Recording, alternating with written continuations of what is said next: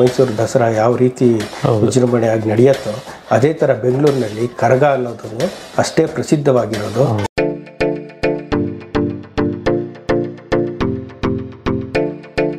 ನಮ್ಮ ಬೆಂಗಳೂರಿನ ವಿಜೃಂಭಿಸ್ತಾ ಇರೋದು ಬೆಂಗಳೂರು ಕರಗ ಒಂದೇ.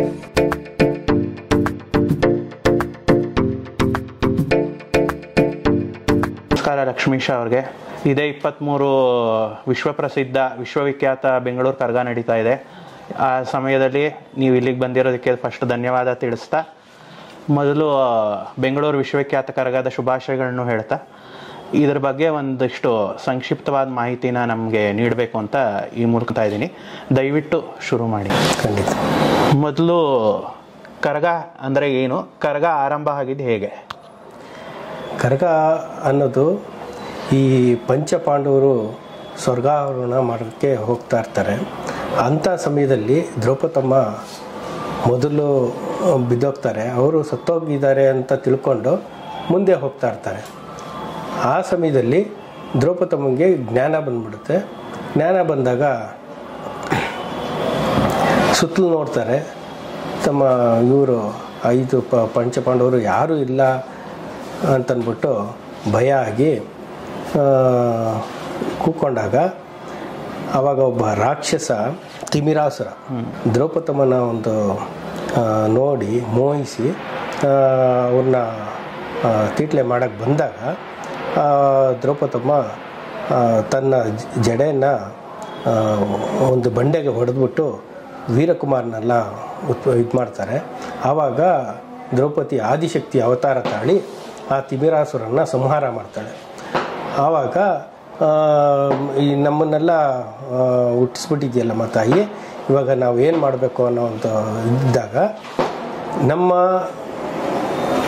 ದೇಶದಲ್ಲಿ ಎಲ್ಲಿ ಕ್ಷಾಮ ಬರಗಾಲ ಇದೆಯೋ ಅಂಥ ಜಾಗದಲ್ಲಿ ನನ್ನನ್ನು ಹೊತ್ಕೊಂಡು ಓಡಾಡ್ತಿರೋ ಅಂಥ ಜಾಗದಲ್ಲೆಲ್ಲ ಸುಭಿಕ್ಷವಾಗಿ ಮಳೆ ಬೆಳೆ ಎಲ್ಲ ಬರೋಂಗೆ ನಾನು ಕಾಪಾಡ್ತೀನಿ ಅಂತ ಹೇಳಿದಾಗ ಆ ಒಂದು ಕುಟುಂಬ, ಅಲ್ಲಿಂದ ಉದ್ಭವ ಆದ ಕುಟುಂಬ ವೀರಕುಮಾರರು, ಗಂಟೆ ಪೂಜಾರಿ, ಗಣಾಚಾರಿ, ಗೌಡ್ರು, ಈ ರೀತಿ ಜನ ಒಂದೊಂದು ಗುಂಪು ಮಾಡಿಕೊಂಡು ಪೂಜಾರಿ ಅನ್ನೋಂಥ ಒಂದು ಇವನ್ ಮಾಡಿಕೊಂಡು ಅವ್ರನ್ನ ಕರಗ ಅನ್ನೋದು ಒಂದು ಮಾಡಿ ಇಡೀ ಇದನ್ನು ಆ ಒಂದು ಎಲ್ಲಿ ಕರಗ ಆಗುತ್ತೋ ಅಲ್ಲಿ ಒಂದು ಊರಿನಲ್ಲಿ ಓಡಾಡಿ ಒಂದು ಸುಭಿಕ್ಷ ಬರಬೇಕು ಅನ್ನೋ ಒಂದು ಉದ್ದೇಶಕ್ಕೋಸ್ಕರ ಕರಗ ಮಾಡ್ತಾರೆ. ಈ ಕರಗದ ಆಚರಣೆ ಅಂದರೆ ಯಾವಾಗ ಶುರುವಾಗತ್ತೆ ಮತ್ತು ಅದರ ಕೆಲವು ವಿವರಣೆ ನೀಡಬೇಕು ಅಂತ. ಕರಗ ಬಂದ್ಬಿಟ್ಟು ಚೈತ್ರ ಪೌರ್ಣಿಮೆ ದಿನ ಕರಗ ಆಗೋದು. ಆದರೆ ಅದಕ್ಕೆ ಮುಂಚೆ ಒಂದು 7 ದಿನದ ಮುಂಚೆನೆ ಧ್ವಜ ಶುರುವಾಗುತ್ತೆ. ಧ್ವಜಾರೋಹಣ ಅಂತ ಮೊದಲು ಶುರುವಾಗುತ್ತೆ. ಧ್ವಜಾರೋಹಣ ಆದಮೇಲೆ ಮುಂದಿನ ದಿನದಿಂದ ಸ್ನಾನಕ್ಕೆ ಅಂತ ಹೋಗೋದು. ಒಂದೊಂದು ಬಾವಿಯಲ್ಲಿ ಸ್ನಾನ ಮಾಡಿಕೊಂಡು 9 ದಿನ 9 ಬಾವಿಯಲ್ಲಿ ಸ್ನಾನ ಮಾಡ್ತಾರೆ. ಅದೇ ಬೆಂಗಳೂರಿನ 9 ಕಡೆ 9 ಹೆಬ್ಬಾಗಿಲು ಅಂತಂದ್ಬಿಟ್ಟು ಕೆಂಪೇಗೌಡರು ಮಾಡಿದ್ದಾರೆ. ಅದೇ ಹಳೆ ಬೆಂಗಳೂರು. 9 ಹೆಬ್ಬಾಗಿಲು ಎಲ್ಲ ಸುತ್ತಕೊಂಡು ಅಲ್ಲಿ ಸ್ನಾನ ಮಾಡಿ ಪರಿಶುದ್ಧ ಆಗಿ ಪೂಜಾರಿ ಬಂದ್ಬಿಟ್ಟು ಕರಗ ಬರೋದು. ಮೊದಲು ಹಸಿ ಕರಗ ಆಗುತ್ತೆ, ಆಮೇಲೆ ಹೂವಿನ ಕರಗ ಆಗುತ್ತೆ. ಹಸಿ ಕರಗ ಅಂತಂದ್ರೆ ದೇವಿನ ದೇವಸ್ಥಾನ ಕರ್ಕೊಂಬರೋಂಥದ್ದು. ಹೌದು. ಹಸಿ ಕರಗ ಅಂತಂದ್ರೆ ತಾಯಿ ಬಂದ್ಬಿಟ್ಟು ಕರಗದ ಕುಂಟೆ ಅಂತಂದ್ಬಿಟ್ಟು ಕಂಠೀರವ ಸ್ಟೇಡಿಯಂ ಇದೆಯಲ್ಲ ಅಲ್ಲಿ ಉದ್ಭವ ಆಗತ್ತೆ.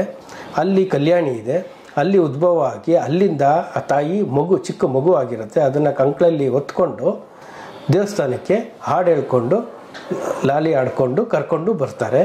ಮಾರನೇ ದಿನ ಅದಕ್ಕೆ ಹೂವು ಜೋಡಿಸಿ ಅದನ್ನು ಹೂ ಕರಗ ಮಾಡಿ ಇಡೀ ಪ್ರದೇಶವನ್ನು ಸುತ್ತಿ ಬರ್ತಾರೆ. ಆದರೆ ಬೆಂಗಳೂರು ಕರಗಕ್ಕೆ ಅದರದೇ ಆದ ಪ್ರಾಮುಖ್ಯತೆ, ಅದು ವಿಶ್ವವಿಖ್ಯಾತ ಕರಗ ಅಂತಾನೆ ಪ್ರಸಿದ್ಧಿ. ಆ ಕರಗನ ನೀವು 3 ಬಾರಿ ಹೊತ್ತಿದ್ದೀರಿ. ಹಾಗಾಗಿ ನಿಮ್ಮ ತಂದೆಯವರು ಕೂಡ ನಿಮ್ಮ ತಾತ ಅವ್ರು ಕೂಡ ಅದ್ರ ಬಗ್ಗೆ ಒಂಚೂರು ಹೇಳ್ಬೋದಾ? ನಮ್ಮ ತಾತ ಅವರು ಚಿಕ್ಕಬೋಡಪ್ಪ ಅಂತನ್ಬಿಟ್ಟು ಅವರು ಸುಮಾರು ಒಂದು 13 ಬಾರಿ ಕರಗ ಹೊತ್ತಿದ್ದಾರೆ. ಮತ್ತು ನಮ್ಮ ತಂದೆ ಬಂದ್ಬಿಟ್ಟು ಹೈಯೆಸ್ಟ್ ಕರಗ ಹೊತ್ತಿರೋದು ಅವರೇನೆ, ಚಿನ್ನಪ್ಪ ಅಂತ 16 ವರ್ಷ ಹೊತ್ತಿದ್ದಾರೆ ಅವರು. ಮತ್ತು ನಮ್ಮ ಅಣ್ಣ ಅವರು 5 ವರ್ಷ ಕರಗ ಹೊತ್ತಿದ್ದಾರೆ, ಆದಿಶೇಷ ಅಂತಂದ್ಬಿಟ್ಟು. ಆಮೇಲೆ ನಾನು ಲಕ್ಷ್ಮೀಶ ಅಂತ ನಾನು 3 ಬಾರಿ ಕರಗ ಹೊತ್ತಿದ್ದೀನಿ. ಅಂದರೆ ಈ ಕರಗ ಪೂಜಾರಿಯವ್ರಿಗೆ ಯಾಕೆಂದರೆ ತಮ್ಮದೇ ಆದ ಒಂದು ಸಾಮರ್ಥ್ಯ ಮತ್ತು ತಮ್ಮದೇ ಆದ ಒಂದು ಕಟ್ಟುಪಾಡು, ತಮ್ಮದೇ ಆದ ಒಂದು ಆಚರಣೆ ಎಲ್ಲ ಇರುತ್ತೆ. ಅದ್ರ ಬಗ್ಗೆ ತಿಳಿಸ್ಬೇಕಾ? ಹೌದು. ಇವಾಗ ರಥಸಪ್ತಮಿ ಅಂತ ಬರುತ್ತೆ. ರಥಸಪ್ತಮಿಯಿಂದ ಕರ್ಗದ ಒಂದು ಇದು ಕೆಲಸ ಶುರು ಆಗುತ್ತೆ. ಪೂಜಾರಿಗೆ ಕರಗ ತೇರ್ ಮೇಲೆ ಕೂತ್ಕೊಂತಾರೆ, ಅವರು ಕರಗ ಹೊರ್ತಾರೆ ಅನ್ನೋ ಒಂದು ಪದ್ಧತಿ ಇದೆ. ಅಲ್ಲಿಂದ ವ್ರತ ಶುರು ಆಗುತ್ತೆ ಪೂಜಾರಿದು. ಎಲ್ಲೂ ಅವ್ರ ಮನೆಯಲ್ಲಿ ಮಲಗದೆ ದೇವಸ್ಥಾನದಲ್ಲೇ ಮಲಗಿ ಕೆಲವು ಅದಕ್ಕೆ ಸಂಬಂಧಪಟ್ಟಿರೋವಂಥ ಸಾಧನೆಗಳನ್ನೆಲ್ಲ ಮಾಡಿಕೊಂಡು ಅಲ್ಲಿ ಕರಗ ತನಕ ಸಾಧನೆಗಳು ಮಾಡ್ತಾನೇ ಇರಬೇಕು. ಮಾಡ್ತಾ ಇದ್ದರೆ ಮಾತ್ರ ಆ ಕರಗದ ಪೂಜಾರಿಗೆ ಕರಗ ಹೊರಕ್ಕಾಗತ್ತೆ. ಇಲ್ಲದಿದ್ರೆ ಕರಗ ಹೊರಕ್ಕೆ ಆಗೋದಿಲ್ಲ. ತುಂಬ ಕಷ್ಟ ಇದೆ. ತುಂಬ ದೂರ ಹೋಗ್ಬೇಕು, ತುಂಬ ಇದು ಬರಬೇಕು. ಮಾನಸಿಕವಾಗಿ ದೈಹಿಕವಾಗಿ ಶಕ್ತನಾಗಿದ್ದರೆ ಮಾತ್ರ ಕರಗ ಹೊರೋದಕ್ಕೆ ಸಾಧ್ಯ ಆಗುತ್ತೆ. ಅದು ಹೇಳಿ ಕೇಳಿ ಇದು ಬೇಸಿಗೆಗಾಲ ಬೇರೆ. ಅಂಥದ್ರಲ್ಲಿ ಬೆಂಗಳೂರಲ್ಲಿ ತುಂಬ ಕಿಲೋಮೀಟರ್ಸು ಮತ್ತು ಬೆಂಗಳೂರು ಸುತ್ತಮುತ್ತ ಎಲ್ಲ ಓಡಾಡಬೇಕು ಹೆಚ್ಚು ಕಡಿಮೆ. ಅಂಥದ್ರಲ್ಲಿ ಅವ್ರಿಗೆ ದೈಹಿಕವಾಗಿ ಮಾನಸಿಕವಾಗಿ ಹೆಚ್ಚು ಸಾಮರ್ಥ್ಯ ಬೇಕು. ಅದಕ್ಕೆ ದೇವತೆ ಆದಿಶಕ್ತಿ ಅನುಗ್ರಹನೇ ವಿಶೇಷವಾಗಿರಬೇಕು. ಅದ್ರ ಜೊತೆಗೆ ನಿಮ್ಮ ಕಟ್ಟುಪಾಡುಗಳನ್ನು ನೀವು ಪಾಲಿಸ್ಬೇಕು. ನಾವು ಕಟ್ಟುಪಾಡು ಪಾಲಿಸಿದ್ರೆ ಅಲ್ಲಿ ನಾವು ಕರಗ ಹೊರೋದಕ್ಕೆ ಸಾಧ್ಯ ಆಗುತ್ತೆ. ಇಲ್ಲದೇ ಇದ್ರೆ ತುಂಬ ಕಷ್ಟ ಇದೆ ಮಾಡೋದು. ಆದರೆ ಬೆಂಗಳೂರು ಕರಗ ಬಂದ್ಬಿಟ್ಟು ಐತಿಹಾಸಿಕವಾಗಿ ಮಾಡಿರೋಂಥದ್ದು. ತುಂಬ ಇವಾಗ ದಸರಾ ಹೆಂಗೆ ಮೈಸೂರು ದಸರಾ ಯಾವ ರೀತಿ ವಿಜೃಂಭಣೆಯಾಗಿ ನಡೆಯುತ್ತೋ ಅದೇ ಥರ ಬೆಂಗಳೂರಿನಲ್ಲಿ ಕರಗ ಅನ್ನೋದನ್ನು ಅಷ್ಟೇ ಪ್ರಸಿದ್ಧವಾಗಿರೋದು. ತುಂಬ ಕಡೆ ಮ್ಯೂಸಿಯಂನಲ್ಲಿ ಎಲ್ಲಾನು ನಮ್ಮ ಬೆಂಗಳೂರು ಕರಗದ ಫೋಟೋ ಇದೆ. ಪಠ್ಯಪುಸ್ತಕದಲ್ಲಿ 5ನೇ ಕ್ಲಾಸ್ ಇದರಲ್ಲಿ ಕರಗ ಅನ್ನೋ ಪಾಠನೇ ಇದೆ. ಈ ರೀತಿ ಎಲ್ಲ ಫೇಮಸ್ ಆಗಿರೋದ್ರಿಂದ ಈಗಿನ ಒಂದು ಸಾಮಾಜಿಕ ತಾಣದಲ್ಲಿ ಏನಾಗಿದೆ ಅಂದರೆ ಕರಗ ಅನ್ನೋದು ಒಂದು ಎಲ್ಲ ಜನ ಸೇರ್ತಾರೆ ಅಂತಂದ್ಬಿಟ್ಟು ಗಲ್ಲಿಗೂ ಕರಗ ಮಾಡೋದಕ್ಕೆ ಶುರು ಮಾಡಿಬಿಟ್ಟಿದ್ದಾರೆ. ಯಾವುದು ಫೇಮಸ್ ಆಗುತ್ತೋ ಅದನ್ನು ಮಾಡೋದಕ್ಕೆ ಜನ ಮುಂದೆ ಬರ್ತಾರೆ. ಆದರೆ ನಮ್ಮ ಬೆಂಗಳೂರು ಕರಗ ಯಾವ ಒಂದು ಇದನ್ನು ಕಳ್ಕೊಳ್ಳದೆ ಅದೇ ರೀತಿ ತುಂಬ ಪ್ರಸಿದ್ಧಿಯಾಗಿ ನಡ್ಕೊಂಡು ಬಂದಿದೆ. ಪ್ರತಿ ವರ್ಷ ಅದೇ ವಿಜೃಂಭಣೆಯಿಂದ ಲಕ್ಷಾಂತರ ಜನ ಸೇರೋ ಬೆಂಗಳೂರಲ್ಲಿ ಇವತ್ತಿಗೂ IT-BT ಸಿಟಿ ಆಗಿದ್ರು ಧಾರ್ಮಿಕವಾಗಿ ಜನ ಸೇರ್ತಾರೆ ಅಂದ್ರೆ ಅದು ಕರಗಕ್ಕೆ ಜಾಸ್ತಿ. ಹೌದು, ತುಂಬ ಶಕ್ತಿ ಇದೆ. ತುಂಬ ಭಕ್ತಿಯಿಂದ ಜನ ಬರ್ತಾರೆ. ವೀರಕುಮಾರರು ಎಂಥ ಕತ್ತಿ ಕೊಟ್ಟರು ಹೊಡ್ಕೊತಾರೆ. ಎಂಥ ಶಾರ್ಪ್ ಕತ್ತಿ ಕೊಟ್ಟರು, ಮಹಾರಾಜರು ಕೊಟ್ಟರು, ಬಂಗಾರದ ಕತ್ತಿ ಕೊಟ್ಟರು. ಅದರಲ್ಲಿ ಚಿಕ್ಕ ಹುಡುಗನೂ ಅಲಗ್ ಸೇವೆ ಅಂತ ಮಾಡ್ತೀವಿ. ಅದು ಡಿಕ್ ಢೀ ಅಂತ ಹೊಡ್ಕೊಳ್ಳೋದು. ಅದು ಹೊಡ್ಕೊಂಡು ತೋರಿಸಿದ್ರು. ಒಂದು ಚೂರು ರಕ್ತ ಬರಲ್ಲ, ಏನೂ ಇಲ್ಲ. ಅಷ್ಟು ಚೆನ್ನಾಗಿ ಡಿಕ್ ಢೀ ಹೊಡ್ಕೊತಾರೆ. ಆ ತಾಯಿ ಶಕ್ತಿ ಅಷ್ಟು ಮಹಿಮೆಯಾಗಿ ಅಷ್ಟು ಇದೆ.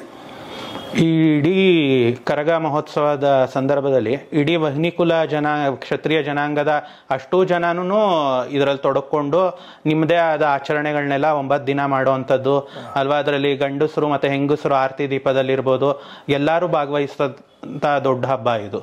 ಹೌದೌದು. ನಮ್ದು ತಿಗಳ ಜನಾಂಗ. ಆದರೆ ವನ್ನಿಕುಲ ಕ್ಷತ್ರಿಯರೇ ಈ ಒಂದು ಕರಗ ಮಹೋತ್ಸವವನ್ನು ಮಾಡೋದು. ಎಲ್ಲ ಕಡೆ ವನ್ನಿಕುಲ ಕ್ಷತ್ರಿಯರೇ ಕರಗನು ಮಾಡ್ತಾ ಇರೋದು. ಈ ತಿಗಳ ಜನಾಂಗದಲ್ಲಿ 4-5 ಪಂಗಡಗಳಿದೆ.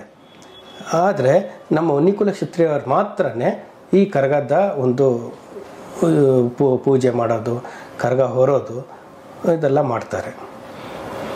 ಅದರಲ್ಲಿ ನಿಮ್ಮ ಕುಲದವರೆಲ್ಲರೂ ನಿಮ್ಮ ಈ ಸಮಯದಲ್ಲಿ ಎಲ್ಲರೂ ಆಚರಣೆ ಮಾಡ್ಕೊಂಡು ಬರಬೇಕು ಅನ್ನೋಂಥದ್ದಿದೆ ಅಲ್ಲ? ಹೌದು, ನಮ್ಮ ಕುಲದಲ್ಲಿ ಇವಾಗ ಒಂದು ಕರಗ ಅಂತ ಅಂದ್ರೆ ಧ್ವಜಾರೋಹಣ ಆಗ್ತಾ ಇದ್ದಂಗೆನೆ ನಿಮ್ಮ ಮನೇಲೆಲ್ಲ ಕಟ್ಪಾಡುಗಳು ಎಲ್ಲರೂ ವೀರಕುಮಾರರಿಂದ ಹಿಡಿದು ಗೌಡ್ರು ಗಣಾಚಾರಿ ಅಂತನ್ಬಿಟ್ಟು ಇದ್ದಾರೆ. ಎಲ್ಲರೂ ತಮ್ಮ ಕಟ್ಟುಪಾಡುಗಳಲ್ಲಿ ಇದ್ದಾಗಲೇ ಆ ಒಂದು ವಿಜೃಂಭಣೆ ಆಗಿರೋ ಒಂದು ಕರಗ ಮಹೋತ್ಸವ ನಡೆಯೋದಕ್ಕೆ ಸಾಧ್ಯ. ಅದು ಇವಾಗ ಗೌಡ್ರು, ಗಣಾಚಾರಿ, ಗಂಟೆ ಪೂಜಾರಿ, ಚಾಕ್ರಿದಾರರು, ಈ ಥರ ಒಂದೊಂದು ಕುಟುಂಬದವರು ಇದ್ದಾರೆ. ಆ ಕುಟುಂಬದವರನ್ನೇ ಆ ಕೆಲಸ ಮಾಡಬೇಕು. ಬೇರೆ ಬಂದು ಕೆಲಸ ಮಾಡೋದಕ್ಕಾಗೋದಿಲ್ಲ. ಧ್ವಜಾರೋಹಣ ಮಾಡೋದಕ್ಕೆ ಅವರು ದಡ್ಡಪ್ಪನ ಮನೆಯವರು ಅಂತ ಇರ್ತಾರೆ. ಅವರೇ ಬಂದು ಧ್ವಜಾರೋಹಣ ಮಾಡಬೇಕು. ಆ ಕುಟುಂಬದವರೇ ಬಂದು ಮಾಡಬೇಕು. ತೇರು ಕಟ್ಟೋರು ಅವರೇ ಬಂದು ಕಟ್ಟಬೇಕು ತೇರು. ಮತ್ತು ತಟ್ಟೆ ಹಿಡಿತಾರೆ. ಇದು ಎವರಿ ಇದು ದಿನವೂ ಸ್ನಾನಕ್ಕೆ ಹೋದಾಗ ತಟ್ಟೆ ಹಿಡ್ಕೊಂಡು ದೇವ್ರದ್ದು ತಟ್ಟೆ ಹಿಡ್ಕೊಂಡು ಹೋಗ್ತಾರೆ. ಅವ್ರು ತಟ್ಟೆ ಹಿಡಿಯೋ ಜನನೇ ಅವರು. ಮತ್ತು ಆ ಪೂಜಾರಿಗೆ ಸ್ನಾನ ಮಾಡಿಸೋದು ಮಾಡೋದು ಎಲ್ಲ ಅವ್ರದ್ದೇ ಕೆಲಸ. ಈ ಥರ ಒಬ್ಬೊಬ್ಬರು ಒಂದೊಂದು ಕೆಲಸ ಮಾಡ್ತಿದ್ದಾರೆ. ಗಂಟೆ ಪೂಜಾರಿ ನಾಟ್ಯ ಆಡಿಸ್ತಾರೆ. ಗಣಾಚಾರಿ ಬಂದ್ಬಿಟ್ಟು ದೇವ್ರನ್ನ ಕರ್ಕೊಂಬರ್ತಾರೆ, ಆಚೆ ಕರ್ಕೊಂಬರ್ತಾರೆ. ಅವರೇ ಮೊದಲು ಪೂಜೆ ಮಾಡಿ ಗಣಾಚಾರಿಗಳು ಆಚೆ ಕರ್ಕೊಂಬರ್ತಾರೆ ದೇವ್ರನ್ನ. ಈ ಥರ ಒಬ್ಬೊಬ್ರದ್ದು ಒಂದೊಂದು ಕೆಲಸ ಇದೆ. ಗೌಡ್ರು ಬಂದ್ಬಿಟ್ಟು ಇಡೀ ಜನಾಂಗನ ಮೈಂಟೈನ್ ಮಾಡ್ತಾರೆ. ಇಂಥ ಟೈಮ್ಗೆ ಹಿಂಗೆ ಬರಬೇಕು, ನೀವು ಬರಬೇಕು ಅಂತ ಎಚ್ಚರಿಕೆ ಕೊಡೋದೇ ಗೌಡ್ರು. ಗೌಡ್ರು ಮೇಲಿನ ಮೆಟ್ಲಲ್ಲಿ ನಿಂತ್ಕೊಂಡು ಎಲ್ಲರಿಗೂ ನಾಳೆ ಇಷ್ಟೊತ್ತಿಗೆ ಬರಬೇಕು, ಹಿಂಗೆ ಬರಬೇಕು ಅಂತ ಹೇಳೋದೇ ಗೌಡ್ರು. ಅಂದರೆ ನಮ್ಮ ಜನಾಂಗದ ಗೌಡ್ರು.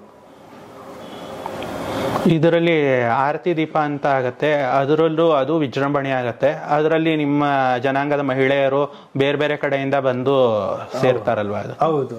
ಈ ಆರತಿ ದೀಪ ಏನಕ್ಕೆ ಮಾಡ್ತಾರೆ ಅಂದರೆ, ನಾಳೆ ಹಸಿ ಕರ್ಗ ಇದೆ. ಹಸಿ ಕರ್ಗ ನಮ್ಮ ತಾಯಿ ಬರ್ತಾಳೆ, ಬರೋದಕ್ಕೋಸ್ಕರ ನಾವು ಆರತಿ ತೆಗಿಬೇಕು ಅನ್ನೋದು ನಮ್ಮ ಜನಾಂಗದ ಎಲ್ಲ ಹೆಣ್ಣು ಮಕ್ಕಳುಗಳು ಸುಂದರವಾಗಿ ದೀಪಗಳನ್ನ ಕಟ್ಟಿ ತಲೆ ಮೇಲೆ ಆರತಿ, ಒಂದೊಂದು ಆರತಿ ನೋಡೋದೇ ಒಂದೊಂದು ತುಂಬಾ ಚೆನ್ನಾಗಿರುತ್ತೆ. ಒಂದೊಂದು ಅವ್ರವ್ರಿಗೆ ಇಷ್ಟ ಬಂದಂಗೆ ಒಂದು ಹೊಸ ರೀತಿಯಲ್ಲಿ ಕಟ್ಕೊಂಡ್ಬರ್ತಾರೆ ದೀಪಗಳು. ಒಂದು ಮೈಲಿಗಟ್ಲೆ ಜನ ಇರ್ತಾರೆ, ಅಷ್ಟು ದೀಪಗಳಿರುತ್ತೆ. ಇಷ್ಟು ದೀಪ ಬೇರೆ ಎಲ್ಲಿ ನೋಡೋದಕ್ಕೆ ಸಾಧ್ಯ ಇಲ್ಲ, ಬೆಂಗಳೂರು ಕರಗದಲ್ಲಿ ಮಾತ್ರನೇ ನೋಡೋದಕ್ಕೆ ಸಾಧ್ಯ. ಅದು ವಿಶೇಷವಾಗಿ ಎಲ್ಲ ಆಚರಣೆಗಳು ಮಧ್ಯರಾತ್ರಿ 3 ಗಂಟೆ ಆ ಟೈಮಲ್ಲೇ ಅಲ್ವಾ? ಹೌದು, ಎಲ್ಲ ರಾತ್ರಿನೇ ನಡೆಯೋದು ಕಾರ್ಯಕ್ರಮ. ನಮ್ದೆಲ್ಲ ಕಾರ್ಯಕ್ರಮ ರಾತ್ರಿನೇ ನಡೆಯೋದು. ದೀಪ ನಡೆಯೋದು ಬೆಳಗ್ಗೆ 3 ಗಂಟೆ ಆಗುತ್ತೆ. ಇದೇ ಥರ ಹಸಿ ಕರ್ಗನೂ ಬೆಳಗ್ಗೆ 3 ಗಂಟೆ ಆಗುತ್ತೆ. ಇದು ಹೂವಿನ ಕರ್ಗನೂ ಅಷ್ಟೇ, ಬೆಳಗ್ಗೆ 2 ಗಂಟೆ ಆಗುತ್ತೆ. ಈ ಥರ ಎಲ್ಲ ರಾತ್ರಿ ಹೊತ್ತಲ್ಲೇ, ತಂಪು ಹೊತ್ತಿನಲ್ಲೇ ಈ ಒಂದು ಆಚರಣೆಗಳು ಮಾಡ್ಕೊಂಡು ಬಂದಿದ್ದೀವಿ. ನಿಮ್ಮ ಅನುಭವ, ನೀವು ಕರ್ಗ ಹೊರುವಂಥ ಸಮಯದಲ್ಲಿ ನೀವು ಯಾವ ಥರ ಫಾಲೋ ಮಾಡ್ಕೊಂಡು ಬಂದಿದ್ರಿ? ಇವಾಗ ನಮ್ಮ ಅಣ್ಣವರು ಕರ್ಗ ಹೊತ್ತಿದ್ರು, ಅವರು ನಮಗೆ ಗುರುಗಳಾಗಿದ್ದರು. ಅವರು ಯಾವ ರೀತಿ ನಮಗೆ ಹೇಳ್ಕೊಟ್ರೋ ಅದನ್ನು ನಾವು ಕಲ್ತ್ಕೊಂಡ್ಬಂದ್ವಿ. ಯಾಕಂದರೆ ನಮ್ಮ ತಂದೆಯವರು ನಾವು ಬರೋ ಅಷ್ಟರಲ್ಲಿ ತೀರ್ಕೊಂಡಿದ್ರು. ಅವ್ರ ಹತ್ರ ಏನು ಕಲ್ತ್ಕೊಳ್ಳೋಕ್ಕಾಗಲಿಲ್ಲ. ನಮ್ಮ ಅಣ್ಣವರು ಎಲ್ಲ ಹೇಳ್ಕೊಟ್ರು, ಹಿಂಗೆ ಮಾಡಬೇಕು, ಇಷ್ಟು ಸಾಧನೆ ಮಾಡಬೇಕು, ಗರಡಿ ಮನೆಗೆ ಇಷ್ಟೊತ್ತಿಗೆ ಹೋಗ್ಬೇಕು, ಬರಬೇಕು, ಬೆಳಗ್ಗೆ ಹೊತ್ತು ಜಾಗಿಂಗ್ ಮಾಡಬೇಕು, ಈ ಎಲ್ಲ ನಮಗೆ ಹೇಳಿಕೊಟ್ಟು ಅವರಿಂದನೇ ನಾವು ಕಟ್ಮಸ್ತಾಗಿ 3 ವರ್ಷ ಕರ್ಗ ಹೊತ್ತಿದ್ದೀನಿ. ಅಂದರೆ 98 2000 ಹೊತ್ತಾದಮೇಲೆ 15 ವರ್ಷ ಗ್ಯಾಪ್ ಆದಮೇಲೆ ಮತ್ತು 2016 ಕರ್ಗ ಹೊತ್ತಿರೋದು. ನಾವು ಒಂದೊಂದು ವರ್ಷ ಕರ್ಗ ಹೊತ್ತಾಗ್ಲೂ ನಮಗೆ ಆ ತಾಯಿ ಅನುಗ್ರಹ ಮಾಡಿದ್ದಾರೆ. 2 ಮುತ್ತಿನಂಥ ಮಕ್ಕಳು ಕೊಟ್ಟಿದ್ದಾರೆ. ನಾನು ತುಂಬ ಸ್ಯಾಟಿಸ್ಫೈ ಆಗಿದ್ದೀನಿ. ತಾಯಿ ಸೇವೆ ಮಾಡಿರೋದಕ್ಕೆ ನನಗೆ ಇದೆಲ್ಲ ನನಗೆ ಸಿಕ್ಕಿದೆ, ನನ್ನ ಭಾಗ್ಯ ಅಂದ್ಕೊಂಡು ನಾನು ಅಂದರೆ ಇದು ಆ ಟೈಮ್ಗೆ ಅಷ್ಟೇ ಅಲ್ಲ, ಕರಗ ಪೂಜಾರಿ ಅವ್ರಿಗೆ ಅವರ ಪೂರ್ವ ತಯಾರಿ ಹೆಚ್ಚು ಕಡಿಮೆ 1 ವರ್ಷದಿಂದ ಗರಡಿ ಮನೆ ಅದು ಎಲ್ಲಾನು ಹೌದು ಹೋಗಿ ಅವರ ದೇಹನ ಇದಾಗಿ ಇಟ್ಕೋಬೇಕು ಅಂತ ಹೇಳಿ. ಮೈ ನಾರ್ ಮೈ ಆಗ್ಬೇಕು, ಅವ್ರಿಗೆ ನಾರ್ ಮೈ ಆಗ್ಬೇಕು, ಸುಮ್ಮನೆ ಊದ್ಕೊಂಡಿರ್ಬಾರ್ದು. ಯಾವುದಕ್ಕೂ ತಯಾರಾಗಿರ್ಬೇಕು ಮನುಷ್ಯ, ಯಾವುದಕ್ಕೂ ತಯಾರಾಗಿರ್ಬೇಕು. ಎಷ್ಟೇ ಕಷ್ಟ ಬಿಟ್ಟು ಅದಕ್ಕೆ ತಯಾರಾಗಿರ್ಬೇಕು, ಅನುಭವಿಸ್ಬೇಕು, ಕಷ್ಟನ ಸುಖವಾಗಿ ಅನುಭವಿಸ್ಬೇಕು. ಆ ಥರ ತಯಾರಾಗಿದ್ರೆ ಮಾತ್ರ ಆ ಶಕ್ತಿನ ಹೊರದಕ್ಕಾಗುತ್ತೆ, ಇಲ್ದಿದ್ರೆ ಸಾಧ್ಯನೇ ಇಲ್ಲ. ಹೌದು, ಅದರಲ್ಲೂ ಆಹಾರದ ಕಟ್ಪಾಡು, ಫಲಾಹಾರ, ಸಸ್ಯಾಹಾರ ಇಷ್ಟು ಇಂಥದ್ದೆಲ್ಲ ಸೇವಿಸ್ಕೊಂಡು ಸೀಮಿತವಾದ ಆಹಾರ ತಗೊಂಡು ಇಷ್ಟು ಇಂಥ ಬೆಂಗಳೂರಲ್ಲೂ ಅಷ್ಟು ಕಿಲೋಮೀಟರ್ ಎಲ್ಲ ಓಡಾಡಬೇಕು ಅಂತಂದ್ರೆ ಅವ್ರಿಗೆ ಮಾನಸಿಕ ದೃಢತೆ ಮತ್ತೆ ಆ ದೇವರ ಅನುಗ್ರಹ ವಿಶೇಷವಾಗಿ ಬೇಕು. ಹೌದೌದು, ಮಾನಸಿಕವಾಗಿ ದೈಹಿಕವಾಗಿ ಆ ತಾಯಿಯ ಅನುಗ್ರಹ ಇದ್ರೆ ಮಾತ್ರನೇ ಇದು ಮಾಡಬೇಕಾಗತ್ತೆ, ಇಲ್ದಿದ್ರೆ ಸಾಧ್ಯನೇ ಆಗೋದಿಲ್ಲ ಮಾಡೋದಕ್ಕೆ. ಆ ತಾಯಿ ಅನುಗ್ರಹ ಇರಲೇಬೇಕು. ಲಕ್ಷ್ಮೀಶ ಅವರೇ, ಈಗ ಬೇಕಾದಷ್ಟು ಸಾಮಾಜಿಕ ಜಾಲತಾಣ ಮತ್ತು ಬೇಕಾದಷ್ಟು ಮನುಷ್ಯ ಮೊಬೈಲ್ನಲ್ಲೇ ಎಲ್ಲಾನು ನೋಡ್ಬೋದು. ಅಂತ ಆಗಿನ ಕಾಲದ ಕರ್ಗಕ್ಕೂ ಮತ್ತು ಈಗಿನ ಕಾಲದ ಕರ್ಗಕ್ಕೂ ಏನೂ ವ್ಯತ್ಯಾಸ ಇಲ್ಲ. ಯಾಕೆಂದರೆ ಜನ ಅದೇ ಹೇಗೆ ಬರ್ತಿದ್ರೋ ಅದೇ ಥರನೇ ಬರ್ತಾ ಇದ್ದಾರೆ. ಆ ಥರದ್ರಲ್ಲಿ ನೀವು ಆಗಿನ ನೋಡಿದ ಕರ್ಗಕ್ಕೂ ಈಗಿನ ನೋಡಿದ ಕರ್ಗಕ್ಕೂ ಈಗ ನೋಡ್ತಿರೋ ಕರ್ಗಕ್ಕೂ ನಿಮಗೇನಾದರೂ ವ್ಯತ್ಯಾಸ ಅನಿಸ್ತಾ ಇದೆಯಾ ಅಂತ? ತುಂಬ ವ್ಯತ್ಯಾಸ ಆಗಿದೆ. ಮುಂಚೆ ಆ ಮೀಡಿಯಾದವನು ಯಾರೂ ಇರಲಿಲ್ಲ. ಆವಾಗ ನಮ್ಮ ವೀರಕುಮಾರರೆಲ್ಲ ಪೇಟಗಳು ಹಾಕ್ಕೊಂಡು ಅವು ಹಾಕ್ಕೊಂಡಿದ್ರೆ ಮಾತ್ರನೇ ವೀರಕುಮಾರರು ಅಂತ ಒಂದು ಪರಿಗಣಿಸ್ತಾ ಇದ್ವಿ. ಈಗ ಪೇಟ ಬರೀ ಗೌಡ್ರು ಮತ್ತು ಕೆಲವರು ಮಾತ್ರ ಹಾಕ್ಕೊತಾ ಇದ್ದಾರೆ. ಈಗ ಒಂಥರ ಮಾಡರ್ನ್ ಆಗಿ ಕೆಲವೆಲ್ಲ ಇದು ಮಾಡ್ಕೊತಾರೆ, ಪೇಟ ಹಾಕ್ಕೊಂಡ್ರೆ ಏನೋ ಒಂದು ಇದು ಅನ್ನೋ ರೀತಿಯಲ್ಲಿ ಇದು ಮಾಡ್ತಾಯಿದ್ದಾರೆ. ಆದರೂ ಸಹಿತ ಕರಗ ಅದೇ ವಿಜೃಂಭಣೆಯಾಗಿ ನಡೀತಾ ಇದೆ. ಈಗ ಹೊರ್ತಾ ಇರೋದು ಜ್ಞಾನೇಂದ್ರ ಅಂತ ಅಂದ್ಬಿಟ್ಟು ಅವರು ಸುಮಾರು ವರ್ಷ ಕರಗ ಹೊತ್ತಿದ್ದಾರೆ, ತುಂಬ ವಿಜೃಂಭಣೆಯಾಗಿ ಮಾಡಿದ್ದಾರೆ, ತುಂಬ ಹೆಸರುವಾಸಿ ಮಾಡಿದ್ದಾರೆ. ಅವ್ರ ಬಗ್ಗೆ ಹೇಳಬೇಕು ಅಂತಂದರೆ ಆ ತಾಯಿಗೆ ವರಪುತ್ರ ಅಂತ ಹೇಳ್ಬೋದು. ಹೌದು. ಈಗ ನೀವು ಹೇಳ್ದಂಗೆ ನಿಮ್ಮ ತಂದೆಯವರು ಬಿಟ್ಟರೆ ನೆಕ್ಸ್ಟು ತುಂಬ ವರ್ಷ ಹೊತ್ತಿರೋದು ಅಂದರೆ ಇವರೇ ಅನ್ಸುತ್ತೆ. ನಮ್ಮ ತಂದೆ ಬಂದು 16 ವರ್ಷ ಕರಗ ಹೊತ್ತರು. ಇದು ಇವ್ರದ್ದು 12ನೇ ವರ್ಷ. ಇವ್ರದ್ದು 12 ವರ್ಷ. ಆದರೆ ಶಿವಶಂಕರ್ ಅಂತಿದ್ದಾರೆ, ಅವರು 14 ವರ್ಷ ಕರಗ ಹೊತ್ತಿದ್ದಾರೆ. ಅವರು ಹೈಯೆಸ್ಟ್ ಕರಗ ಹೊತ್ತಿದ್ದಾರೆ. ಎವ್ರಿ ವರ್ಷನೂ ಸಕ್ಸಸ್ಫುಲ್. ಲಕ್ಷ್ಮೀಶ ಅವರೇ, ನೀವು ತಿಳಿಸ್ತಿದ್ರಿ ಚೈತ್ರ ಶುದ್ಧ ಪೌರ್ಣಿಮಾ ದಿವಸ ಕರಗ ಆಚೆ ಬರಕ್ಕೆ ಮುಂಚೆ ದೊಡ್ಡ ರಥೋತ್ಸವ ನಡೆಯುತ್ತೆ ಅಂತ. ಆ ರಥೋತ್ಸವ ಹೊರಡ್ತು ಅಂತಂದ್ರೆ ಕರಗಾನು ಶುರುವಾಗತ್ತೆ ಅನ್ನೋದು. ಹೌದು, ಅದು ಒಂದು ಏನಂತಂದರೆ ಆ ತಾಯಿ ಯಾವಾಗ ಬರ್ತಾಳೆ ಅನ್ನೋದು ಯಾರಿಗೂ ಗೊತ್ತಿರಲ್ಲ. ಒಳಗಡೆಯಿಂದ ಯಾವಾಗ ಗರ್ಭಗುಡಿಯಿಂದ ಕುಂಬಳಕಾಯಿ ಆಚೆ ಬರುತ್ತೋ ತಾಯಿ ಬಂದು ನೆಲೆಸಿದಾಳೆ ಅಂತ ಅಂದ್ಬಿಟ್ಟು ಒಂದು ಇದು. ಆವಾಗ ಕುಂಬಳಕಾಯಿ ಒಂದು ಕೊಟ್ಟು ಕಳಿಸ್ತಾರೆ, ಅದನ್ನು ತೇರ ಹತ್ರ ಹೋಗ್ಬಿಟ್ಟು ಹೊಡಿತಾರೆ. ಆವಾಗ ತೇರು ಮುಂದಕ್ಕೆ ಜರುಗತ್ತೆ. ತೇರು ಯಾವಾಗ ಮುಂದಕ್ಕೆ ಜರುಗತ್ತೋ ಆವಾಗ ಕರಗ ಆಚೆ ಬರುತ್ತೆ ಅನ್ನೋ ಒಂದು ಇದಿದೆ. ಆವಾಗಿಂದನೂ ನಡ್ಕೊಂಬಂದಿದೆ, ಈಗಲೂ ಅದೇ ರೀತಿ ನಡ್ಕೊಂಬಂದಿದೆ. ಕುಂಬಳಕಾಯಿ ಮೊದಲನೇ ಕುಂಬಳಕಾಯಿ ಬಂದಾಗ ಕರಗ ಆಚೆ ಬರುತ್ತೆ ಅಂತ, ಎರಡನೇ ಕುಂಬಳಕಾಯಿ ಒಂದು ಬರುತ್ತೆ, ಅದು ಬಂದಾಗ ಗರ್ಭಗುಡಿಯಿಂದ ಆಚೆ ಬಂದಿದೆ ಅಂತಂದ್ಬಿಟ್ಟು ಆವಾಗ ತೇರು ಮುಂದೆ ಹೋಗುತ್ತೆ. ತೇರು ಮುಂದೆ ಹೋದ್ಮೇಲೆ 3 ಸುತ್ತು ಹೊಡೆದ್ಬಿಟ್ಟು ದೇವಸ್ಥಾನನೇ 3 ಸುತ್ತು ಹೊಡೆದು ಆಮೇಲೆ ಆಚೆ ಬರುವಂಥದ್ದು. ಹೌದೌದು, ದೇವಸ್ಥಾನ 3 ಸುತ್ತು ಹೊಡೆದು ಆಮೇಲೆ ತೇರನ್ನ 3 ಸುತ್ತು ಹೊಡೆಯುತ್ತೆ. ಹೆಚ್ಚು ಕಡಿಮೆ ಅಂದರೆ ನೀವು ಪ್ರಾಕಾರದಿಂದ ಅಂದರೆ ದೇವಸ್ಥಾನದ ಪ್ರಾಂಗಣದಿಂದ ಆಚೆ ಬರೋಕ್ಕೆ ಒಂದು ಅರ್ಧ ಗಂಟೆ 1/4 ಗಂಟೆ ಬೇಕು. ಖಂಡಿತ ಒಂದು 20 ನಿಮಿಷ ಆದರೂ ಬೇಕೇ ಬೇಕು ಆಚೆ ಬರೋದಕ್ಕೆ. ಯಾಕಂದರೆ ತುಂಬ ಜನಸಂದಣಿ ಇರೋದ್ರಿಂದ ಆ ತಾಯಿಗೆ ಏನೂ ತೊಂದರೆ ಆಗಲ್ಲ. ತಾಯಿ ಅದು ಹೋಗೋ ಜಾಗದಲ್ಲಿ ಎಲ್ಲ ಕ್ಲಿಯರಾಗೇ ಇರುತ್ತೆ. ಆದರೆ ಅಷ್ಟು ಜನ ಇರ್ತಾರೆ.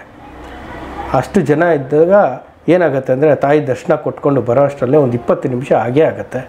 ಮೊದಲು ಬಂದು ಗಣೇಶನ ದೇವಸ್ಥಾನಕ್ಕೆ ಹೋಗುತ್ತೆ, ಈ ಕಡೆಗೆ ಮುತ್ಯಾಲಮ್ಮ ದೇವಸ್ಥಾನ ಇದೆ ಅದಕ್ಕೆ ಹೋಗುತ್ತೆ. ಆಮೇಲೆ ತೇರು ರೌಂಡ್ ಹೊಡೆಯುತ್ತೆ. ತೇರು ರೌಂಡ್ ಹೊಡೆದು ಮೊದಲು ಒಂದು ಪೂಜೆ ಅಂತಿದೆ ಅವ್ರದ್ದು ಬಂದ್ಬಿಟ್ಟು ಗಂಟೆ ಪೂಜಾರಿದು ಒಂದು ಇದಿದೆ. ಆ ಗಂಟೆ ಪೂಜಾರಿಗೆ ಪೂಜೆ ಕೊಟ್ಟುಬಿಟ್ಟು ನೆಕ್ಸ್ಟು ಮುಂದೆ ದರ್ಶನ ಕೊಡೋದಕ್ಕೆ ಹೊರಡುತ್ತೆ. ಮೊದಲು ಕಬ್ಬನ್ಪೇಟೆಯಿಂದ ಶುರುವಾಗುತ್ತೆ. ಹೌದು, ಮೊದಲು ಕಬ್ಬನ್ಪೇಟೆ ಹೋಗುತ್ತೆ. ಕಬ್ಬನ್ಪೇಟೆಯಿಂದ ಇದಕ್ಕೆ ಮಾರ್ಕೆಟಿಗೆ, ಸಿಟಿ ಮಾರ್ಕೆಟು ಗಣೇಶನ ದೇವಸ್ಥಾನ ಬರುತ್ತೆ.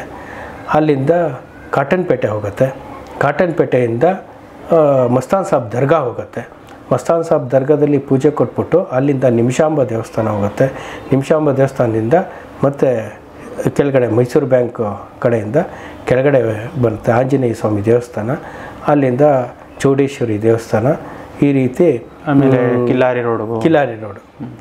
ಕಿಲಾರಿ ರೋಡಿಂದ ಮತ್ತೆ ತಿರ್ಗಾ ನಮ್ಮ ತಿಗಳರಪೇಟೆ ಅಂತ ಬರುತ್ತೆ. ಆಮೇಲೆ ನಿಮ್ಮ ಕುಲಪುರೋಹಿತರ ಮನೆ, ಹೌದು, ಇವ್ರ ಮನೆಗೆಲ್ಲ ಎಲ್ಲ ಮನೆ ಹತ್ರ ಪೂಜೆ ಸ್ವೀಕಾರ ತಗೊಂಡು ಹೊರಡತ್ತೆ. ಸೂರ್ಯ ಉದಯ ಆಗೋಷ್ಟರಲ್ಲೇ ಬಂದ್ಬಿಡತ್ತೆ ದೇವರು. 6:30 ಅಷ್ಟರಲ್ಲಿ ದೇವರು ಒಳಗಡೆ ಹೋಗಿ ತಂಪು ಹೊತ್ತಲ್ಲೇ ಸೇರಬೇಕು ಅಂತ ಆವಾಗಿಂದನೂ ಪದ್ಧತಿ ಇದೆ. 6:30 ಅಷ್ಟರಲ್ಲಿ ದೇವರು ಒಳಗಡೆ ಹೋಗುತ್ತೆ.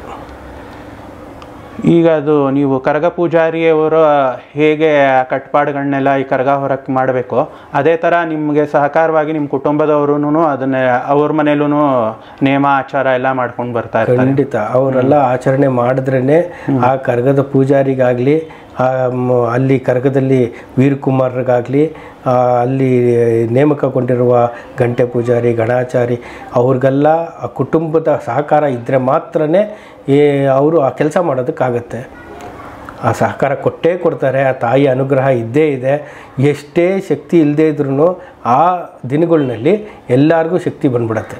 ಕರಗ ಪೂಜಾರಿಯವರು ಅಷ್ಟೊತ್ತು ಸಂಚಾರ ಮಾಡಿ ಎಲ್ಲ ಎಲ್ಲ ಕಡೆ ದರ್ಶನ ನೀಡಿ ದೇವಸ್ಥಾನಕ್ಕೆ ಬಂದು ಸೇರಿದ ಮೇಲೂ ಮಾರನೇ ದಿನ ಅವರಿಂದ ಪ್ರಸಾದ ತಗೊಳ್ಳೋರು ಮತ್ತು ಅವರು ನೋಡಕ್ಕೆ ಬರೋರ ಸಂಖ್ಯೆನೂ ಜಾಸ್ತಿ ಇರ್ತಾರೆ. ಹಾಗಾಗಿ ಮಾರನೇ ದಿನಾನೂ ಅವರು ತುಂಬ ರೆಸ್ಟ್ ತೊಗೊಳಕ್ಕಾಗಲ್ಲ ಅನ್ಸುತ್ತೆ ಅಲ್ವಾ? ಹೌದು, ಖಂಡಿತ. ಯಾಕಂದರೆ ಕರಗದ ಪೂಜಾರಿ ಆ ಕರಗ ಹೊತ್ಕೊಂಡು ಆ ತಾಯಿಯ ಒಂದು ಅನುಗ್ರಹದಿಂದ ಇಡೀ ಒಂದು ಊರನ್ನೇ ಸುತ್ತಕೊಂಡು ಬಂದು ಕೂತಿರ್ತಾರೆ. ಅವರು ಮತ್ತು ಉಪವಾಸದಲ್ಲಿ ಎತ್ತಿರ್ತಾರಲ್ಲ, ಆದ್ದರಿಂದ ಅವರು ಮನುಷ್ಯರೇ ಅಲ್ವಾ, ಅವ್ರಿಗೂ ಆಯಾಸ ಅದು ಇದು ಎಲ್ಲ ಆಗಿರುತ್ತೆ, ಕಾಲೆಲ್ಲ ಊದ್ಕೊಂಬಿಟ್ಟಿರುತ್ತೆ. ಅಂಥ ಸಮಯದಲ್ಲಿ ಪೂಜಾರಿಗೆ ತಾಯಿ ದ್ರೌಪದಿ ತಾಯಿನೇ ಅಂತಂದ್ಬಿಟ್ಟು ಜನಗಳು ನಮಸ್ಕಾರ ಮಾಡೋದು ಎಲ್ಲ ಮಾಡ್ತಾರೆ. ಅವ್ರ ಹತ್ರ ಆಶೀರ್ವಾದ ತೊಗೊಳ್ಳೋದು, ಅವ್ರ ಹತ್ರ ನಿಂಬೆಹಣ್ಣು ತೊಗೊಳ್ಳೋದು, ಈ ರೀತಿ ಎಲ್ಲ ಜನ ಬಂದ್ಬಿಟ್ಟು ಇದು ಮಾಡ್ತಾರೆ. ಅವತ್ತು ಒಂದು ದೊಡ್ಡ ಪರ್ಷನೇ ಆಗೋಗ್ಬಿಡುತ್ತೆ, ದೊಡ್ಡ ಒಂದು ಜಾತ್ರೆನೇ ಆಗಿಬಿಡುತ್ತೆ. ಆವಾಗ ಪೂಜಾರಿ ಬಂದು ಅಲ್ಲಿ ಕೂತ್ಕೊಂಡ್ಮೇಲೆ ಈ ಮರಾಠೀಸು ಬಂದ್ಬಿಟ್ಟು ದೊಡ್ಡ ಜಾತ್ರೆ ಮಾಡ್ತಾರೆ. ಎಲ್ಲ ಎಷ್ಟೇ ಜನ ಬಂದ್ರೂ ಅವ್ರಿಗೆ ಊಟ ಹಾಕ್ತಾರೆ, ಪ್ರಸಾದ ಕೊಡ್ತಾರೆ. ಅವ್ರ ಕುಟುಂಬಗಳೆಲ್ಲ ಬಂದು ಅಲ್ಲಿ ಬಂದ ಭಕ್ತಾದಿಗಳಿಗೆಲ್ಲ ಪ್ರಸಾದ ಕೊಡ್ತಾರೆ. ಈ ಥರ ಒಂದೊಂದು ಕುಟುಂಬದವರು ಬಂದು ಒಂದೊಂದು ರೀತಿಯಲ್ಲಿ ಅಲ್ಲಿ ಸೇವೆ ಮಾಡಿಕೊಂಡು ಹೋಗ್ತಾರೆ. ಪೂಜಾರಿ ನಿಂತ ಜಾಗದಲ್ಲಿ, ಅಲ್ಲಿ ಕೂತ ಜಾಗದಲ್ಲಿ ಅವನು ಎದ್ದೊಳೋದಕ್ಕೆ ಆಗೋದಿಲ್ಲ, ಆ ರೀತಿ ಒಂದು ಪರಿಸ್ಥಿತಿ ಬರುತ್ತೆ. ಯಾಕಂದರೆ ಭಕ್ತಾದಿಗಳು ಬಂದು ಪೂಜಾರಿ ನೋಡಬೇಕು, ದ್ರೌಪದಿ ತಾಯಿನ ಒತ್ತಿರೋರನ್ನ ನೋಡಬೇಕು, ಆ ತಾಯಿನೇ ಅವರು ಅನ್ನೋ ರೀತಿಯಲ್ಲಿ ಅವರು ತಮ್ಮ ಭಕ್ತಿನ ವ್ಯಕ್ತಪಡಿಸ್ತಾರೆ. ಆಮೇಲಿಂದ ಈ ಕರಗದ 10ರಿಂದ 11 ದಿನದ ಆಚರಣೆ ಧ್ವಜ ಅವರೋಹಣದೊಂದಿಗೆ ಅದು ಮುಕ್ತಾಯ ಆಗುತ್ತೆ. ವಸಂತೋತ್ಸವನೂ ಹೌದು. ಈ ಪೋತರಾಜನ ಮನೆಯವರು ಬಂದ್ಬಿಟ್ಟು ಗಾವು ಹಿಡಿಯೋದು ಅಂತಿದೆ, ಕುಟುಂಬನೇ ಇದು, ಪೋತರಾಜನ ಮನೆಯವರು ಇರ್ತಾರೆ. ಅದು ಬಂದು ಅವರೇ ಕುಟುಂಬದವರೇ ಮಾಡಬೇಕು. ಅದೊಂದು ಅಂದ್ರೆ ಈ ಐತಿಹಾಸಿಕ ಕರಗದಲ್ಲಿ ಒಂದೊಂದು ಧಾರ್ಮಿಕ ಆಚರಣೆಗೂ ಒಂದೊಂದು ಕುಟುಂಬ ಅವ್ರದೇ ಆದಂತದ್ದಿದೆ ಅಲ್ವಾ? ಅಂದ್ರೆ ಈ ವೀರಕುಮಾರರು, ಗಂಟೆ ಪೂಜಾರಿ, ಗಣಾಚಾರಿ ಇದ್ದಂಗೆ ಪೋತರಾಜನ ಪೂಜೆ ಮಾಡೋ ಫ್ಯಾಮಿಲಿಯವರು ಅವರು. ಹೌದು. ಒಂದು ಕಾರ್ಯಕ್ರಮ ಮಾಡಬೇಕು ಅಂತಂದ್ರೆ, ಒಂದು ಯಾವುದೇ ಒಂದು ಇದು ಇಂಡಸ್ಟ್ರಿ ಆಗಲಿ ಯಾವುದೇ ಒಂದು ನಡೆಸ್ಬೇಕಾದ್ರೆ ಒಂದೊಂದು ದೊಡ್ಡ ಒಂದೊಂದು ಇದಿರುತ್ತೆ. ಲೆಕ್ಕ ನೋಡ್ಕೊಳ್ಳೋರೆ ಒಬ್ಬರು, ನಡೆಸೋರೇ ಒಬ್ಬರು, ಮ್ಯಾನೇಜ್ಮೆಂಟ್ ಮಾಡೋರೇ ಒಬ್ಬರು. ಈ ರೀತಿ ನಮ್ಮ ಒಂದು ಕಾರ್ಯಕ್ರಮ, ಈ ದೊಡ್ಡ ಐತಿಹಾಸಿಕವಾಗಿರೋ ಒಂದು ಕಾರ್ಯಕ್ರಮ ಮಾಡಬೇಕು ಅಂತಂದ್ರೂ ಅಷ್ಟು ಜನ ಇದ್ರೇ ಅದು ಕಾರ್ಯಕ್ರಮ ಆಗೋದು. ಒಬ್ಬೊಬ್ಬರು ಒಂದೊಂದು ಕಾರ್ಯಕ್ರಮನ ನೋಡ್ಕೊತಾ ಇರ್ತಾರೆ. ಆದ್ದರಿಂದನೇ ಆ ಕಾರ್ಯಕ್ರಮ ಅಷ್ಟು ಚೆನ್ನಾಗಿ ಮೂಡಿ ಬರುತ್ತೆ. ಅಷ್ಟು ಚೆನ್ನಾಗಿ ನಮ್ಮ ಬೆಂಗಳೂರನ್ನ ವಿಜೃಂಭಿಸ್ತಾ ಇರೋದು ಬೆಂಗಳೂರು ಕರಗ ಒಂದೇನೆ. ಹೌದು. ಆಮೇಲೆ ನಾನು ನೋಡಿದ್ದೆ ಅಲ್ಲಿ ಎಲ್ರಿಗೂ ಅವ್ರದ್ದಾದಂಥ ಗೌರವ ಕೊಡುವಂಥ ಒಂದು ಸಂಪ್ರದಾಯನು. ಯಾಕೆಂದ್ರೆ ಧ್ವಜಾರೋಹಣದ ದಿನ ಅವ್ರವ್ರ ಮನೆಗೆ ಹೋಗಿ ಅವ್ರನ್ನ ವಾದ್ಯದ ಸಮೇತ ಕರ್ಕೊಂಡ್ಬರುವಂಥದ್ದು ಅದೆಲ್ಲಾನು ನೋಡಿದೆ. ಖಂಡಿತ. ಫಸ್ಟು ಧ್ವಜಾರೋಹಣ ಆಗುತ್ತಲ್ಲ, ಮೊದಲನೇ ದಿನನೇ ಪೂಜಾರಿನ, ಗಣಾಚಾರಿನ, ಪೋತರಾಜನ ಮನೆಯವ್ರನ್ನ, ಇವ್ರನ್ನೆಲ್ಲ ಅವರ ಮನೆಯಲ್ಲಿ ಇವ್ರನ್ನ ಸುಸೂತ್ರವಾಗಿ ಕರ್ಕೊಂಬರ್ತೀವಿ ಅಂತ ಹೇಳಿ ನಮ್ಮ ವೀರಕುಮಾರರು, ಗೌಡ್ರು ಅವರೆಲ್ಲ ಸೇರಿ ಅವ್ರನ್ನ ಕರ್ಕೊಂಬರ್ತಾರೆ ದೇವಸ್ಥಾನಕ್ಕೆ. ಕರ್ಕೊಂಬಂದು ಕಾರ್ಯಕ್ರಮ ಮುಗಿದ ಮೇಲೆ ತಿರ್ಗಾ ಅದೇ ಗೌರವದಿಂದ ಅವ್ರನ್ನ ಮನೆಗೆ ಬಿಟ್ಟು ಬರ್ತಾರೆ. ಅಂದರೆ ಅದು ಅವರೋಹಣ ಆದಮೇಲೆ ಅವ್ರನ್ನ ನೋಡಿ, ನಿಮ್ಮ ಇವ್ರನ್ನ ಕರ್ಕೊಂಬಂದು ಬಿಡ್ತಾ ಇದ್ದೀವಿ. ಅಂದರೆ ಈಗ ಕರಗ ಪೂಜಾರಿ ಅವರು ಧ್ವಜಾವರೋಹಣ ಆದಮೇಲೆ ಅವ್ರ ಮನೆಗೆ ಹೋಗ್ತಾರೆ. ಹೌದು. ಅವ್ರನ್ನ ವಾದ್ಯ ಸಮೇತ ಕರ್ಕೊಂಡೋಗಿ ಬಿಟ್ಬಿಟ್ಟು ಬರ್ತಾರೆ ಮನೆಗೆ. ಅಂದರೆ ಇಂಥ 2024ನೇ ಇಸ್ವಿಲೂ ತನ್ನದೇ ಆದ ವಿಶಿಷ್ಟ ಮತ್ತು ಭಕ್ತಿಪೂರ್ವಕವಾಗಿ ನಡೀತಿರೋದು ಅಂತಂದರೆ ವಿಶ್ವವಿಖ್ಯಾತ ಬೆಂಗಳೂರು ಕರಗ ಅನ್ನೋದರಲ್ಲಿ ಖಂಡಿತ. ಇವರು ಕೆಂಪೇಗೌಡರಿಂದ ಅವಾಗಿಂದ ನಡ್ಕೊಂಬಂದಿರೋದು. ಕೆಂಪೇಗೌಡರು ಕೆಲವು ಕಟ್ಟುಪಾಡುಗಳೆಲ್ಲ ಹೇಳ್ಕೊಟ್ಟಿದ್ದಾರೆ ನಮ್ಮ ಜನಾಂಗಕ್ಕೆ, ಇದೇ ರೀತಿ ಮಾಡಬೇಕು ಅಂತಂದ್ಬಿಟ್ಟು ಅವರೇ ಮುಂದಾಳತ್ವ ವಹಿಸಿ ಕರಗಾನೂ ನಡೆಸ್ಕೊಟ್ಟಿದ್ದಾರೆ. ಆ ಒಂದು ಇದು ನಗರ ಆಗತ್ತೆ ಅನ್ನೋದು ಮುಂಚೆನೇ ಗೊತ್ತಿತ್ತು ಅವರಿಗೆ. ಗೊತ್ತಿದ್ದು ಅವರು ಅಲ್ಲಿ ಕೆಲವು ಪೇಟೆಗಳೆಲ್ಲ ಮಾಡಿದ್ದಾರೆ. ತಿಗಳರಪೇಟೆ, ಗಾಣಿಗರಪೇಟೆ, ಮಲ್ದಾರ್ಪೇಟೆ, ಕುಂಬಾರಪೇಟೆ, ಈ ಥರ ಒಂದೊಂದು ಪೇಟೆಗಳು ಮಾಡಿ ಅವರೇ ಕೆಂಪೇಗೌಡರೇ ಮಾಡಿರೋದು. ದೇವಸ್ಥಾನ ಮುಂದುವರಿಯೋದಕ್ಕೆ ಕಾರಣನೇ ಕೆಂಪೇಗೌಡರು. ಅವ್ರ ನೇತೃತ್ವದಲ್ಲಿ ನಮ್ಮ ಕರಗ ತುಂಬ ಚೆನ್ನಾಗಿ ಅಂದರೆ ಇದು ಎಲ್ಲ ಹಳೆ ಬೆಂಗಳೂರು ಒಳಗಡೆ ಸೇರಿ. ಕೊನೆಯದಾಗಿ ಲಕ್ಷ್ಮೀಶ ಅವರೇ, ಈಗಿನ ಯುವ ಜನತೆಗೆ ಮತ್ತು ನಿಮ್ದೇನಾದ್ರು ಒಂದು ಸಂದೇಶ ಅನ್ನೋದಿದ್ದರೆ ಕರಗದ ಸಮಯದಲ್ಲಿ ಏನು ಹೇಳ್ತೀರಾ ನೀವು? ಏನಂದರೆ ಈಗಿನ ಯುವ ಜನತೆಗೆ ಈ ಕಂಪ್ಯೂಟರ್ ಮುಂದೆ ಎಲ್ಲ ಕೂತ್ಕೊಂಡು ತಮ್ಮ ಮ್ಯಾನ್ ಪವರ್ನ ತುಂಬ ಕಮ್ಮಿ ಮಾಡ್ಕೊಂಡಿದ್ದಾರೆ.